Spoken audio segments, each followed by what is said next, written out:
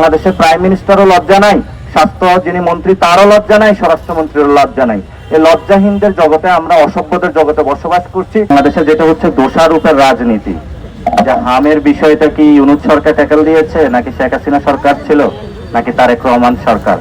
আমরা যে বিষয়টি স্পষ্ট এই সরকার এবং রাষ্ট্রের কাছে প্রশ্ন চাই, সেটা হলো আমাদের 400 শিশু গেল কোথায়, এবং এই যে 400 শিশুর যে মৃত্যুর জন্য সরকারকে সেই জবাবদিহিতার আওতায় আমাদেরকে নিয়ে আসতে হবে।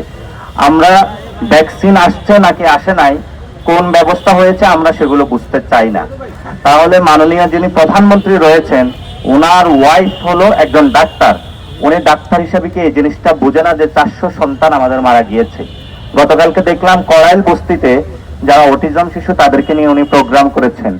আমরা তো একটা বারে ওনাকে দেখলাম না যে উনি এই দাবিটা তুলক যে আমার হাজবেন্ড হলো শিশুদের নিরাপত্তা দিতে পারছে না, আপনারা আমার পক্ষে এসে দাঁড়ান, আমি এটার জন্য আন্দোলন করতে চাই।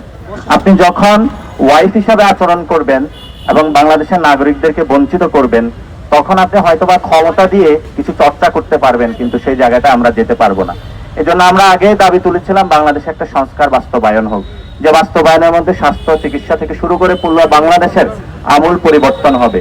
সেই জায়গায় সরকার আমাদেরকে উপহার দিয়েছে কি 400 লাশ, এবং সেখানে সরকার আবার এই যে লাশের যে গণনা, সেটা তো সরকার চুরির অংশ নিয়েছে। কারণ 60% হলো হামেতে মৃত্যুবরণ করেছে, 40% যে ভ্যারিয়েন্ট গুলো আমরা এখনো ক্ল্যারিফাই করতে পারি নাই, সেখানেও আমরা প্রবাবলি সিনড্রোম গুলো ধরতে পারি যে সেখানেও হলো হামের উপসর্গ থাকতে পারে এবং তারাও হামে মারা যেতে পারে, অর্থাৎ সংখ্যাটা আরো অনেকাংশে বাড়বে। তো আজকে যারা এই প্রোগ্রামটা নিয়েছেন, প্যাকের রাতুল ভাই, আজকে এখানে আরমান ভাই এবং ইসাক ভাই, এখানে ওনারা 3 দিন ধরে অবস্থান করছিলেন এই স্বাস্থ্যগত সমস্যা পরিবর্তনের জন্য, এবং আজকে ওনারা একটি প্রোগ্রাম নিয়েছেন। আমরা মনে করি কোয়ান্টিটি বড় বিষয় না, কোয়ালিটি হলো বড় বিষয়, অর্থাৎ আপনি যৌক্তিক কোনো বিষয়ে কথা বলছেন কিনা।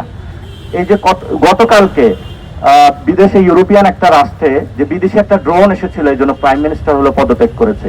বাংলাদেশের প্রাইম মিনিস্টারও লজ্জা নাই, স্বাস্থ্য যিনি মন্ত্রী তারও লজ্জা নাই, স্বরাষ্ট্রমন্ত্রীরও লজ্জা নাই। এই লজ্জাহীনদের জগতে আমরা অসভ্যদের জগতে বসবাস করছি। এই অসভ্যদেরকে ঠিক করতে আজকে আমাদের গায়েবানা জানাজা এবং এই সভ্যতার লড়াই।